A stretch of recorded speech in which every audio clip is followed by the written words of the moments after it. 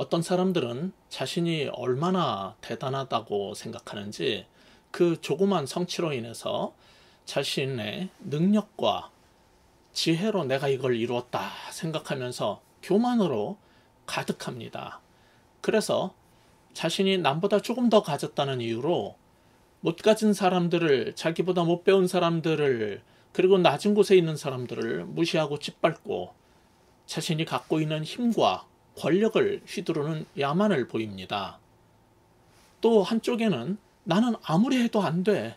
남들은 다 잘 사는데 왜 나는 항상 이 모양이냐 하면서 자신의 처지를 한탄하고 지극히 낮은 자존감으로 자기 자신을 미워하고 심지어 자살을 기도하는 사람들까지 있습니다. 그들은 혹시 신도 나를 포기한 것이 아닌가 하는 의구심을 갖고 있기도 합니다.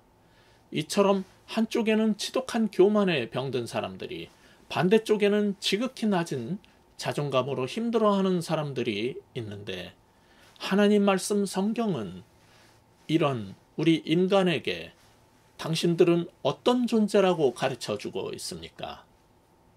우리 기독교인들은 그럼 바르게 이해하고 균형 잡힌 건전한 사고를 하면서 살아가고 있을까요? 기독교인들 가운데도 보면은 한쪽에는 오직 하나님의 영광만 강조하면서 우리 인간은 죽어마땅한 죄인이라는 말만 입버릇처럼 반복하는 사람이 있습니다. 그 반대편에는 우리는 의롭다 칭함을 받은 의인이라는 자부심에 불타서 다른 사람들은 지옥불에 떨어지기로 예정되어 있다면서 무시하기도 합니다. 예수님을 믿어도 이처럼 양극단이 있고 제대로 사고하는 사람들이 적은 것은 정말 안타까운 일입니다. 이 모든 극단들은 성경이 가르치는 균형 잡힌 그러한 건강한 영성이 결여된 모습이지요. 그러면은 성경이 가르치는 건전한 자아와 영성은 어떤 것인지 더욱 궁금해집니다. 함께 살펴보십시다. 우리가 2주 전에 봤던 시편 66편에서는 하나님의 영광은 그분이 하신 일과 지금도 역사하고 계시는 일뿐만 아니라 주께서 창조하신 모든 피조세계에 가득하여 그 영광을 볼 수 있는 사람이 진정한 영성의 사람이라고 했습니다. 오늘 본문 1절도 주의 영광을 하나님께서는 하늘 위에 두셨다고 하지요.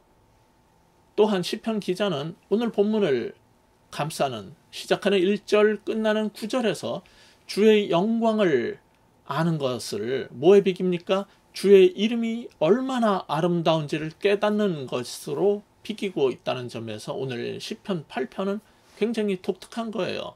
주의 영광을 아는 것은 주의 이름이 얼마나 아름다운지를 깨닫는 것하고 같은 걸로 취급을 하고 있습니다. 온 세상에 가득한 하나님의 영광을 깨닫는 최고의 길은 그러니까 하나님의 이름의 그 아름다우심을 깨닫는 것인데 그건 어떻게 가능할까요? 그것은 기록된 하나님의 말씀인 성경 말씀을 하나씩 하나씩 알아갈 때 가능한 것입니다. 성경에는 하나님의 이름을 뭐라고 가르칩니까? 구약을 보면 엘로힘, 엘엘리온, 아도나이, 엘샤다이 등 여러 가지로 묘사하는데 그것은 내가 믿는 하나님이 어떤 분인가를 깨달았을 때 그의 이름을 붙여 불렀던 그런 이름들입니다. 근데 참 신기한 것은 세상의 모든 피조물 가운데 인간만이 유일하게 성경을 읽어가면서 하나님이 어떤 분인가를 깨닫고 그 놀라운 주의 영광을 발견하고 그의 이름을 붙여서 부르면서 감격할 수 있는 그런 능력을 가진 존재라는 것입니다. 그 어떤 동물도 심지어 인간하고 가장 유사하다고 생각하는 영장류 침팬지조차도 전혀 갖지 못한 게 바로 이렇게 하나님의 영광을 깨닫고 그 성호를 만들어 칭송하는 능력입니다. 오직 하나님의 형상을 따라 지음받은 유일한 존재인 인간만이 하나님의 이름을 부르면서 주의 영광을 볼 수 있는 것입니다. 하나님의 이름을 통해서 주의 영광을 본다는 게 얼마나 엄청난 일인지 오늘 본문 2절은 이렇게 말합니다. 2절 같이 읽어보시겠습니다. 주의 대적으로 말미암아 어린아이들과 젖먹이들의 입으로 권능을 세우시며 이는 원수들과 보복자들을 잠잠하게 하려 하심이니이다. 자, 힘의 상징인 원수들, 우리 원수들, 그리고 보복자들과 대조되는 힘없고 연약한 어린아이들과 젖먹이라도 그 입에 하나님의 이름을 담으면 권능이 임하고 강한 원수와 보복자들조차 잠잠게 된다고 이 절은 가르치고 있습니다. 그것은 하나님의 이름을 부를 때 나타나는 주의 영광과 권능 때문입니다. 우리는 하나님의 그 크신 영광 앞에 서면은 티끌보다 작고 무익한 존재임을 깨닫게 되어 그의 완전하신 거룩 앞에 설 때마다 죄인임을 고백하면서 동시에 정말 하나님의 그 영광과 거룩을 찬미하게 됩니다. 이때 성경은 하나님께서 그 영광스러운 자신을 우리에게 계시하고 자신의 뜻과 계획을 말씀해 주실 정도로 우리를 존귀히 여기고 아끼는 존재임을 가르쳐 주고 있어요. 이 두 가지가 균형 있게 제대로 잘 이해될 때 우리는 건강한 신앙생활을 할 수 있는 겁니다. 자기 자신도 바르게 사랑하지 못하고 자기 혐오와 좌절 가운데서 삶을 포기하는 사람들을 구할 수 있는 것은 돈도 아니고 명예도 아니고 권력을 갖는 것도 아니고요. 훌륭한 심리 상담가를 만나서 비싼 돈 내고 상담을 받으면 되는 게 아니고요. 성경 말씀에 대한 바른 이해를 가질 때뿐입니다. 그래서 오늘 본문은 성경을 통해서 하나님의 이름을 알고 하나님의 영광을 알게 된 그 감격을 노래하고 있습니다. 자, 우리 3절 같이 성경 펴서 우리 3절 같이 읽어보시겠습니다. 시작. 주의 손가락으로 만드신 주의 하늘과 주께서 베풀어 두신 달과 별들을 내가 보니. 여기 3절에 보니라는 그러한 구절이 중요해요. 이전에 보지 못했던 하나님의 영광을 볼 수 있는 눈을 우리가 갖게 되었고 하나님을 만나서 구원받은 후에는 주의 영광을 보고 깨닫고 감격할 수 있는 영적 안목을 갖게 해주셨다는 것. 이 얼마나 감사한 일입니까? 게다가 하나님의 영광을 보면서 우리가 얼마나 미약한 존재인지 깨닫고 겸손히 찬양할 수 있게 해주시니 그 또한 감사한 일 아닙니까? 따라서 오늘 본문 1절, 3절, 9절을 통해서 우리가 갖게 되는 첫 번째 본문의 교훈이 무엇입니까? 하나님의 영광을 볼 수 있고 알게 해주심에 감사하라는 것입니다. 하나님의 영광을 볼 수 있고 알게 해주심에 감사할 수 있는 저와 여러분 다 되시길 바랍니다. 하나님의 영광을 볼 때 그런데 인간은 두 가지 반응을 하게 돼요. 하나는 그 거룩한 영광 앞에서 자신이 얼마나 보잘것없고 죄로 물든 추악한 존재임을 깨닫고 겸손해지는 것입니다. 이거는요, 형편없는 자존감으로 하나님의 피조물인 자신을 멸시하고 비하하며 자학하는 태도하고 다른 거룩한 겸손함입니다. 또 하나는 우리를 귀히 여겨 영광이 하나님께서 우리에게 자신을 나타내 주신 이런 은총을 입은 존귀한 존재라는 사실을 지각하는 것입니다. 그것은 자만과 교만과 다른 하나님의 사랑과 은총 하에서 건강한 자아를 회복하는 것이죠. 즉 하나님의 영광을 알지 못할 때 세상 사람들이 그러하듯 자신을 전혀 사랑하지 못하고 자신을 멸시하고 자신을 저주하며 살던 삶에서 벗어나서 건강한 자아를 회복하게 되는 겁니다.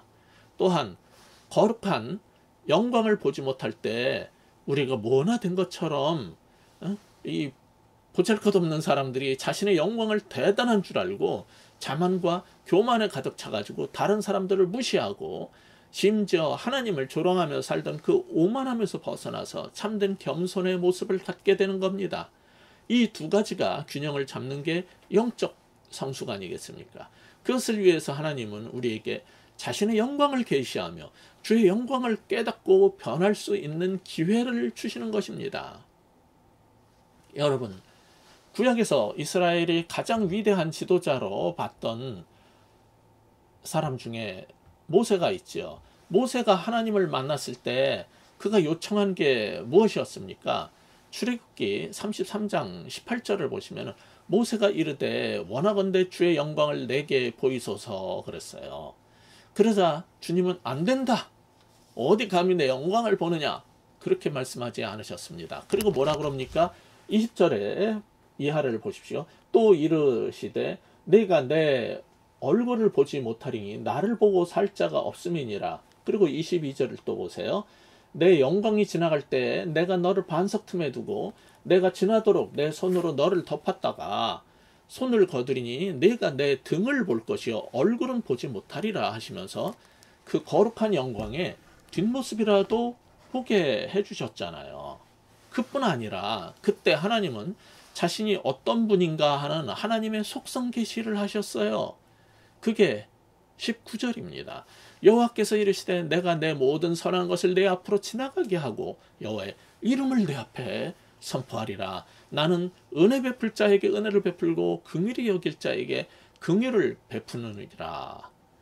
이처럼 주님은 자신의 영광을 보이시고 여호와의 이름을 선포하셨는데 이게 바로 오늘 본문 1절에서 말한 주의 이름과 하나님의 영광을 보는 것을 같은 것으로 두는 것과 똑같은 말씀이란 말이에요. 그리고 하나님은 자신이 은혜와 긍휼의 하나님이시라고 자신의 성품 계시를 하셨습니다. 이처럼 하나님은 감히 그 앞에 설 수 없는 조그만 존재에 불과한 우리 인간을 아끼시고 귀히 여기시고 자신의 영광의 모습을 계시하고 알게 해주시는 겁니다. 그뿐 아니지요. 이제 우리는 하나님의 아들 예수님이 우리 가운데 장막을 치고 거하심에, 요한복음의 말씀에 의하면 우리 가운데 장막을 치고 거하심에, 즉 성육신에서 오심을 통해서 안전하게 하나님의 영광을 보고 듣고 만지고 경험할 수 있게 해주신 겁니다.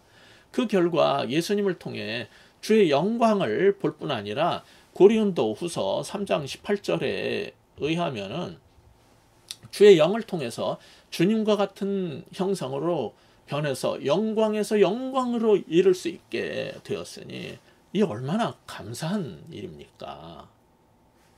지금까지 살펴본 것처럼 우리 인간은 세상 모든 피조물 가운데 주의 영광을 보고 감격하며 그것을 표현할 수 있는 유일한 존재이고 매일 그분과 큐티를 통해서 기도 속에서 말씀 속에서 만나면서 그를 닮아 주님의 영광에 이를 놀라운 존재이기 때문에 하나님은 우리를 아끼고 돌보십니다.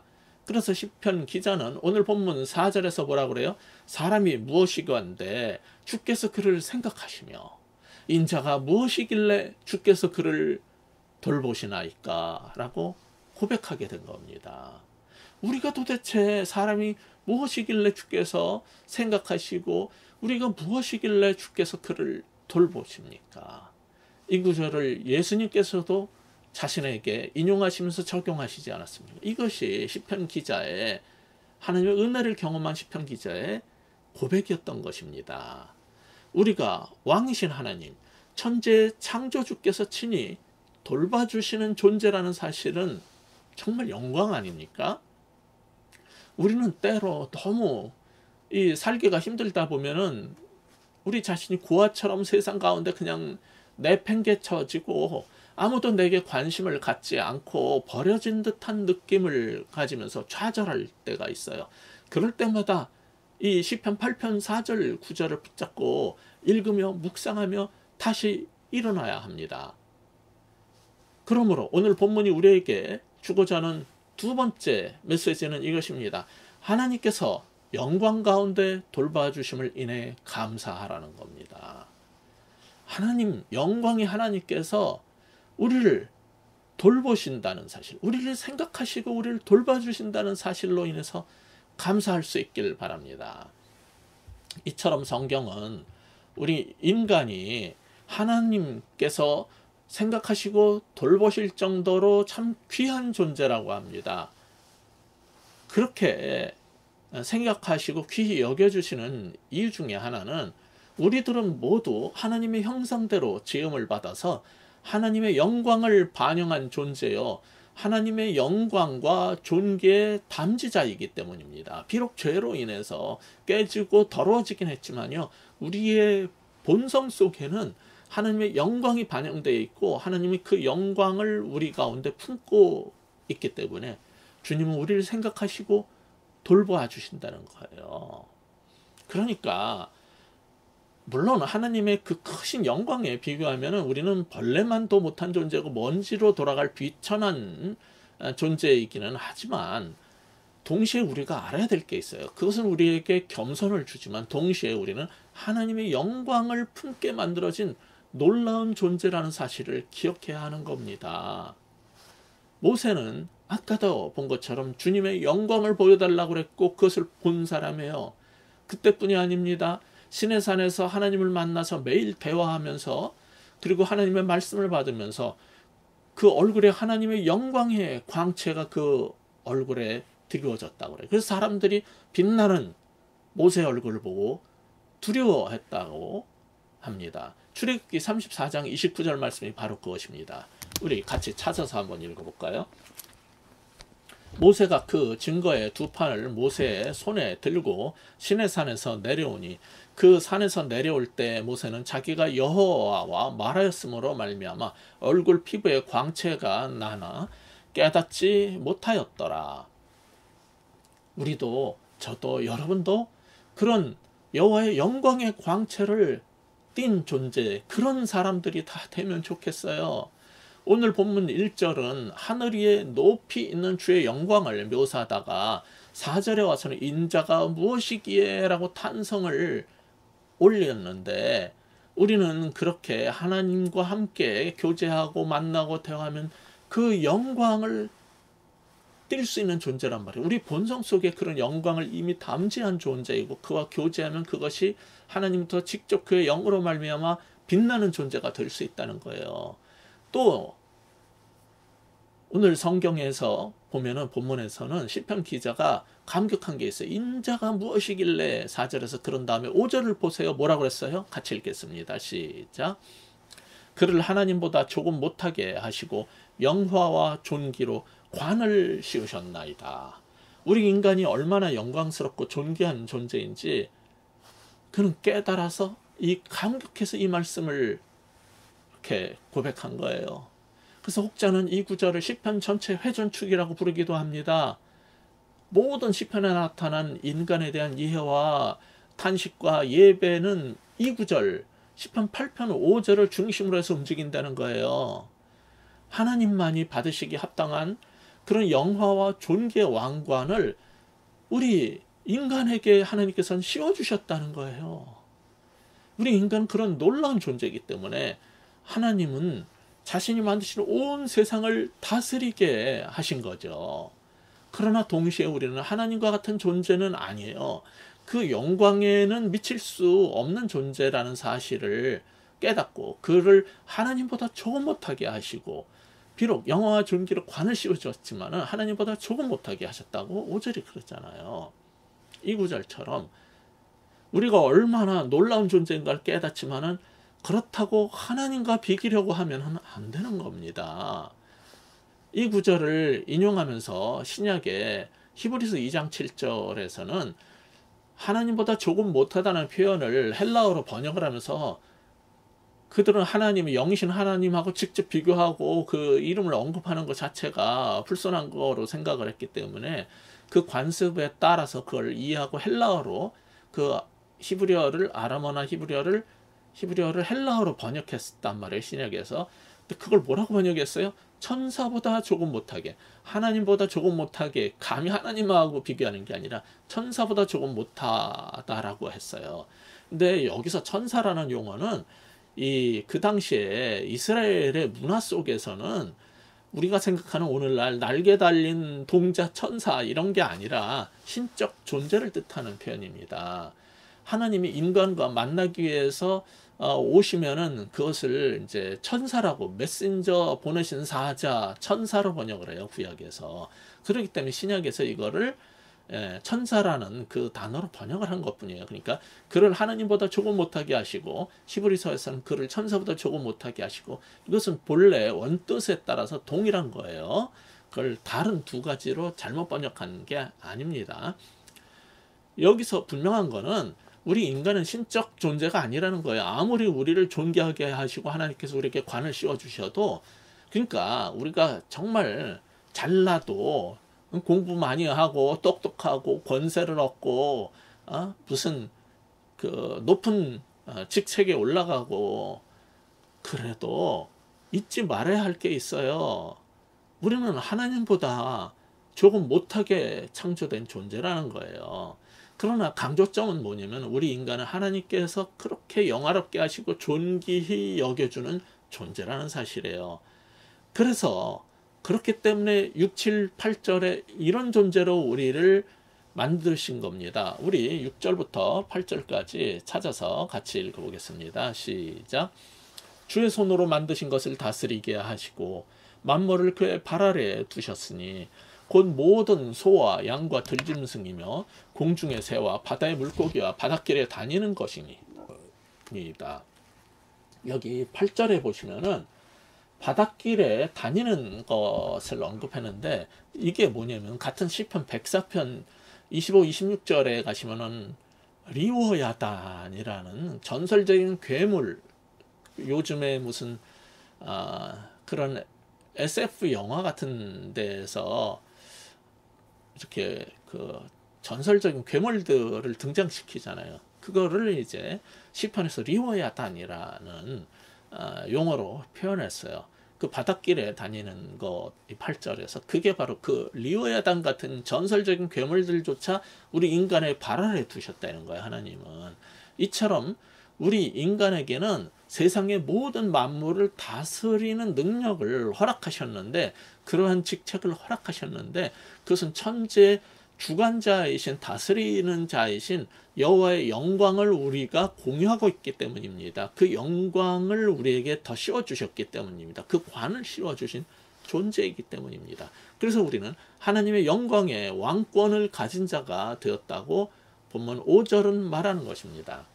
이처럼 어떤 사람들은 자신을 하찮게 여길지 몰라도, 그리고 자신을 비하하고 경멸하고 학대할지 몰라도 우리는 어떤 존재라고요? 여호와의 손에 들려온 아름다운 왕관과 같은 존재이고 그 관을 씌워준 존재이고 영화와 존귀로 관 씌워진 존귀한 왕적 존재라는 거예요. 그렇다면 우리는 어떻게 살아야 되겠습니까? 오늘 본문이 우리에게 주고자 하는 마지막 메시지입니다. 자, 본문의 세 번째 교훈. 하나님께서 영광과 존귀로 덧씌워주신 놀라운 존재로 만들어주심에 감사하라는 거죠. 하나님께서 영광과 존귀로 우리를 덧입혀 주심에 감사하는 저와 여러분 모두가 될 수 있으면 좋겠습니다. 그러므로 이제 더 이상은 낮은 자존감으로 자신을 경멸하고 학대하시면 안 됩니다. 그리고 조그만 힘과 권력을 갖게 됐다고 우리와 동일하게 하나님의 영광으로 덧입혀진 다른 사람들을 무시하고 막말하고 짓밟고 모욕하시면 안 됩니다.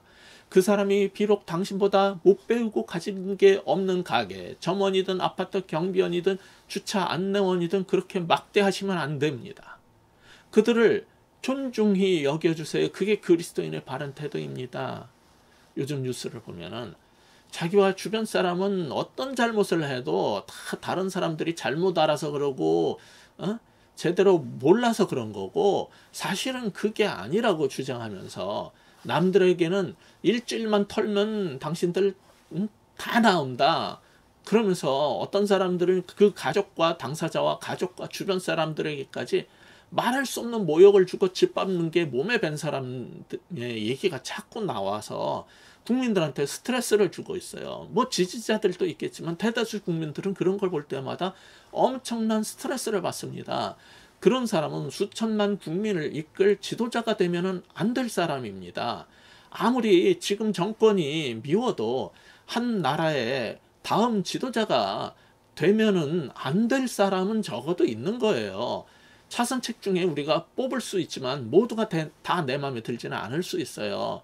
그래도 적어도 우리가 어떤 사람에 대한, 어떤 정권에 대한 미움과 증오에 의해서 앞일에 대한 선택을 한다든지 행동을 해서는 안 되는 겁니다.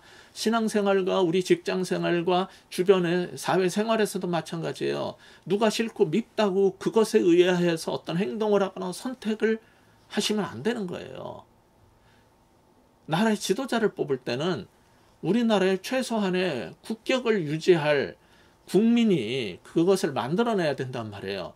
그런 이 나라의 국격을 유지하기 위해서는 우리가 보여줘야 될 태도가 그런 거예요. 분명한 거는요, 대통령이든 동네 안악이든 목사든 그냥 성도 교인이든 우리 인간은 모두 하나님의 영광을 담지한 존귀한 존재임을 기억하고 모든 사람을 존중하고 섬기는 태도를 잊지 말아야 한다는 것입니다.